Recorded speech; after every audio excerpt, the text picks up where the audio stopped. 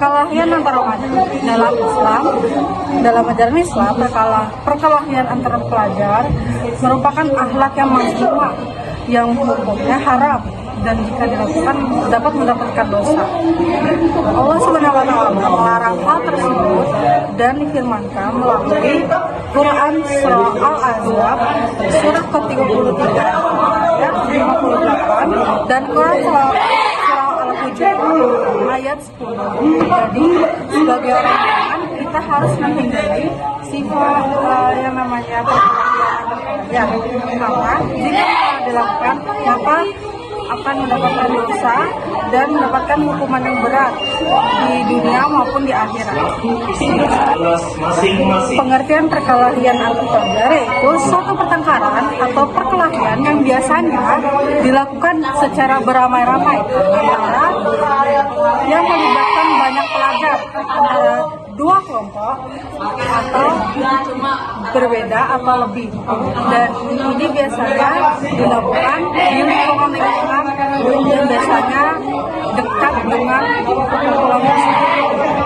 Selanjutnya yaitu adalah narkoba. Teman-teman tahu nggak kalau narkoba itu adalah suatu zat-zat ataupun obat-obatan terlarang yang tidak boleh dikonsumsi sebenarnya karena bisa menimbulkan kecanduan dan juga kerusakan pada saraf dan lain-lain di dalam diri kita. Nah, jadi narkoba itu mempunyai beberapa jenis-jenis, yaitu yang pertama, jenis-jenisnya ada tentang yaitu narkoba golongan 1. Golongan 1 itu ada yaitu namanya ganja, opium, dan tanaman koka. Potensinya bisa menimbulkan efek kecanduan. Selanjutnya, pada narkotika golongan 2 ada morfin, alfa-portina, dan lain-lainnya dimanfaatkan sebagai resep obat dengan tawaran yang tepat menimbulkan ketergantungan. Selanjutnya itu adalah narkoba golongan 3. Resikonya yaitu ketergantungan ringan dan banyak digunakan sebagai pengobatan dan terapi. Jadi dari jenis narkoba ini narkoba itu sebenarnya boleh guys, tapi kalau misalnya kalian itu menggunakan too much atau kebanyakan dan narkoba yang kalian pakai itu nggak bagus, itu bisa menimbulkan gangguan, dan itulah kenapa narkoba tidak boleh digunakan. Karena ada narkoba yang boleh digunakan, tapi hanya untuk medis, ada juga yang nggak boleh digunakan. Selanjutnya yaitu adalah faktor-faktor penyalahan penggunaan narkoba.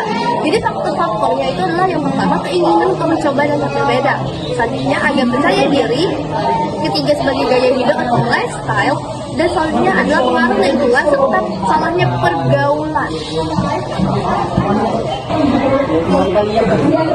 Selanjutnya ada miras, itu minuman keras. Itu adalah minuman yang mengandung senyawa alkohol atau etanol sehingga mempunyai sifat amar atau memabukkan. Selanjutnya ada penyebab haramnya minuman keras. Yang pertama itu memabukkan. Yang kedua termasuk perbuatan keji. Yang ketiga itu termasuk dalam dosa besar. Yang keempat dan yang terakhir perbuatan yang menyebabkan mudarat. Akibat dari minuman keras itu menimbulkan gangguan fisik. Yang pertama itu kerusakan pada organ tubuh seperti jantung, hati, pankreas, otak, atau sistem pencernaan. Wah, itu adalah metabolisme tubuh terganggu. Yang ketiga, terkadang di beberapa kasus ada cacat pada janin. Yang kelima dan yang terakhir itu ada berefek negatif pada hormon. Upaya mencegah perkelahian antar pelajar. Yang pertama, menambah kegiatan keagamaan di sekolah. Yang kedua, mengisi waktu luang dengan kegiatan bermanfaat. Kemudian, memperkuat persaudaraan dan kasih sayang. Keempat, melalui polisi yang diintensifkan pada jam pulang sekolah.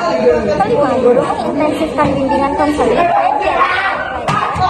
Keenam, perlunya pengawasan orang tua atas kegiatan anaknya. Ketujuh, menyadarkan pelajar tentang dampak buruk dari perkelahian. Dan terakhir, pemberian sanksi tegas terhadap pelaku tawuran. Pencegahan penyalahan narkoba. Mencintai dan mensyukuri hidup yang merupakan anugerah Allah Subhanahu wa Ta'ala.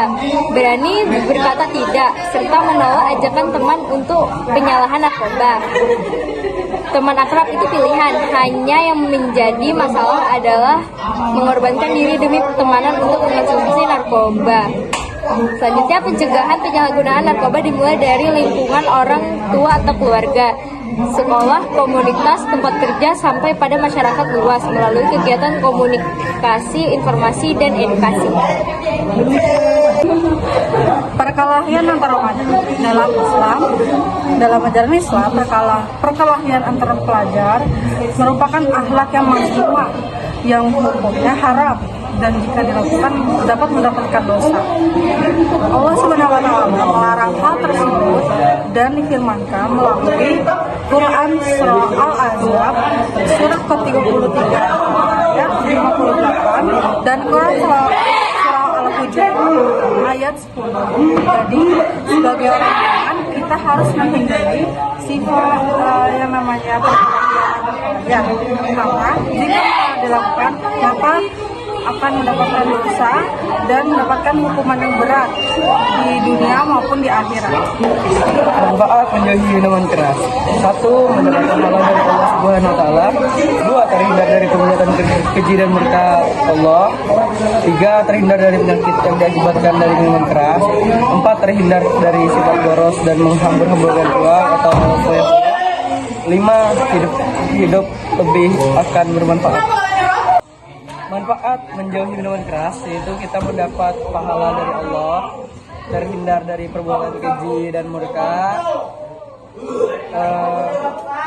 terhindar dari penyakit yang diakibatkan dari minuman keras. Ulang sih. Manfaat menjauhi narkoba. Yang pertama, mendapat pahala dari Allah Subhanahu wa taala. Yang kedua, menghindari perbuatan keji dan murka Allah Subhanahu wa taala. Terus yang ketiga, terhindar dari penyakit yang disebabkan oleh penggunaan narkoba. Yang terakhir, memiliki pergaulan yang baik di masyarakat. Ada beberapa cara upaya mencegah agar kita tidak mengonsumsi minuman keras, yaitu salah satunya mendekatkan diri kepada Allah Subhanahu wa taala, 2. menjaga diri dari hal-hal yang merusak dan tidak berguna bagi diri sendiri dan orang lain, membedakan mana yang manfaat dan yang mudarat, mengutamakan kesehatan, mengingat kerugian akibat minuman keras, selektif dalam memilih teman. Pengertian perkelahian antar pelajar yaitu suatu pertengkaran atau perkelahian yang biasanya dilakukan secara beramai-ramai antara yang melibatkan banyak pelajar antara dua kelompok atau berbeda atau lebih, dan ini biasanya dilakukan di lingkungan-lingkungan yang biasanya dekat dengan perkumpulan tersebut. Faktor-faktor penyebab perkelahian antar pelajar, yang pertama ada disebabkan faktor individu, motivasi, pilihan, dan kemauannya sendiri. Kemudian yang kedua ada perkelahian pelajar disebabkan oleh faktor lingkungan. Yang ketiga disebabkan faktor tekanan yang besar dari masyarakat. Kemudian keempat ada perkelahian pelajar yang disebabkan faktor salah pergaulan. Kemudian yang kelima ada labeling atau perkelahian pelajar yang disebabkan faktor terbiasa dicap sebagai pelajar yang nakal. Kemudian yang nomor 6 ada perkelahian pelajar yang disebabkan faktor jenis kelamin. Di sini biasanya ada stereotip bahwa anak laki-laki lebih nakal dibanding anak perempuan. Akibat perkelahian antar pelajar, yang pertama terputusnya tali silaturahmi, yang kedua merusak citra baik diri si pelajar, ketiga merusak nama baik sekolah sebagai lembaga pendidikan, yang keempat yaitu terganggunya proses belajar mengajar disertai dengan timbulnya kecemasan dan keresahan masyarakat di lingkungan sekitar. Yang keenam, seseorang yang terlibat perkelahian pelajar akan mengalami ketakutan setiap hari, merasa was-was setiap waktu, dan tidak berani berjalan sendiri. Sekarang kita masuk ke manfaat menjauhi perkelahian antar pelajar dan kriteria pelajar yang baik. Dimulai dari manfaat menjauhi perkelahian antar pelajar. Yang pertama yaitu dicintai oleh Allah Subhanahu wa taala dan Rasulnya. Kedua yaitu akan mempunyai banyak teman, tentu saja. Yang ketiga, menjaga nama baik diri sendiri dan sekolah. Keempat, menjaga fasilitas umum. terakhir dan kelima yaitu menjaga ketentraman dan kedamaian lingkungan sekolah dan masyarakat. Lalu kita masuk ke kriteria pelajar yang baik. Yang pertama, selalu mengikuti perintah Allah Subhanahu wa taala dan menjauhi larangannya. Kedua, menjaga silaturahmi dengan teman-teman. Ketiga, selalu mematuhi peraturan sekolah.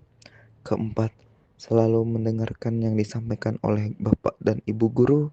Kelima, yaitu tidak mudah tersinggung dan berpikir positif.